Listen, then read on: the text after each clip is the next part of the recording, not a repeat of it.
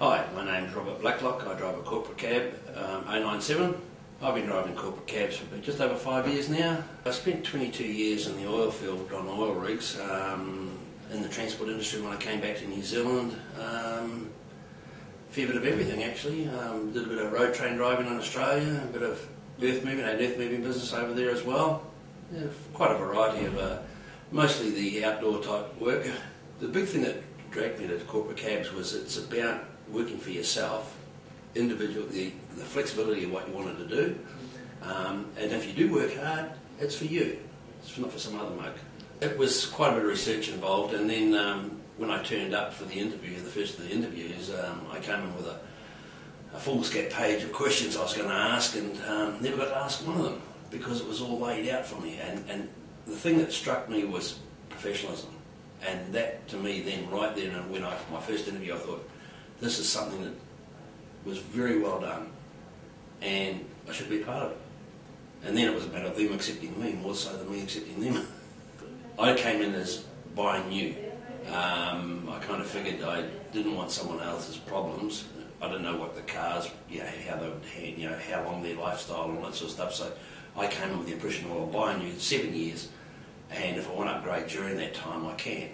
It was surprising, like having not been at school and never actually finishing school, learning, and it's more so the learning and the recall that you haven't done for so many years, and it's that ability to recall all that information, because I think it was 16 exams in 14 weeks, 14 tests, and it was quite overwhelming to start with, but as I progressed, all of a sudden the ability to recall becomes better.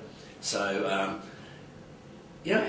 towards the end actually, I was a lot more relaxed about it. It was going well, and it did take a while because I was doing it part-time. I was actually still working at the same time. So, as I say, about 14 weeks it took me to get through all that build-up.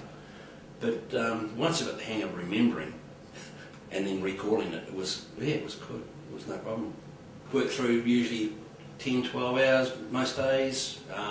Later in the week I tend to start a little bit later because the Thursday, Friday nights are usually quite busy. There's usually a shortage of cars around, so I like to sort of fill in. It's a good afternoons, usually Thursday, Fridays, so rather than the early morning starts, have the little later finish. And then I don't usually work Saturday and Sunday unless I've got a regular that needs some, I live somewhere, and apart from that, just Monday to Friday. If I don't want to get up in the morning, I don't. It's just, it's a bit colder and cuddled up in the morning. Geez, I want to get out of bed. I don't have to. And it's about that. I must admit, I tend to be very responsible about my regulars. I never let anyone let them down. But it's just the choice. It's your choice.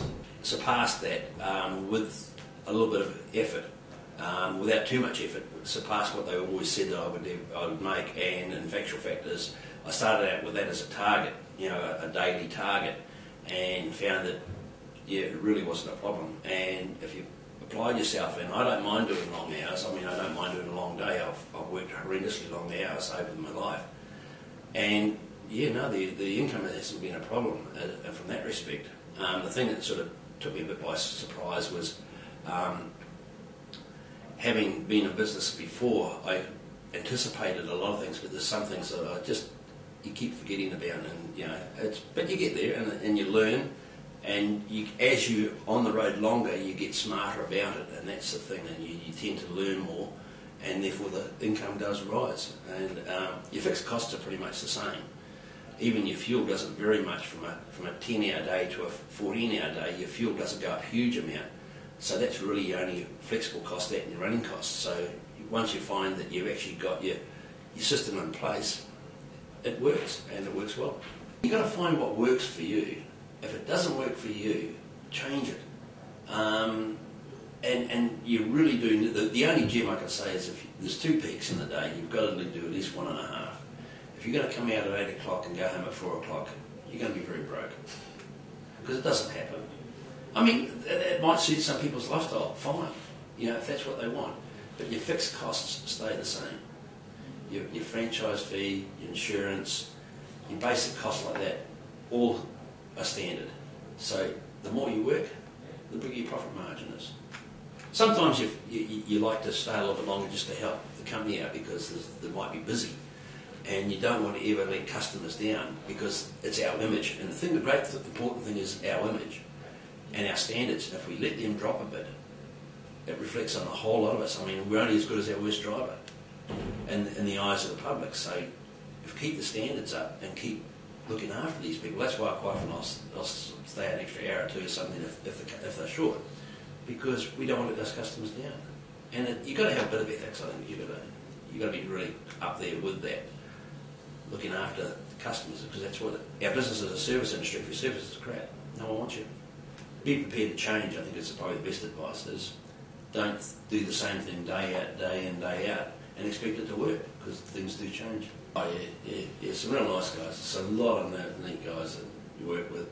I mean, there's obviously the odd toe rag. I mean, they probably think the same about me, but yeah, no, there's some very nice, and there's some real true gentlemen out there, you know, some really nice guys, and pleased to work with a lot of them. I mean, I enjoy life. I love getting up in the morning, I love being alive. People pay me to drive around. It's great. and I mean, the only thing that probably I would say would be the worst thing is sitting at the international airport. But, you know, that's me personally. I think it's such a waste of time. But there's nothing about this job that I dislike. I really,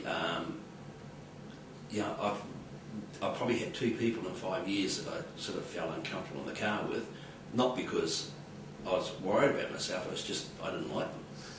But, you know, that's a rarity. It's such a rarity. And most people you get on really well with. It depends on your personality too, because a lot of it is about personalities. You'll get people that like you and people that probably don't like you, but yeah, you get the ones that always want to know everything about you. What do you know? You know, and it's just, actually you can have a lot of fun with it. I've ended up at the airport in tears from laughter from some guys. Oh, just, I mean, how can you call it work?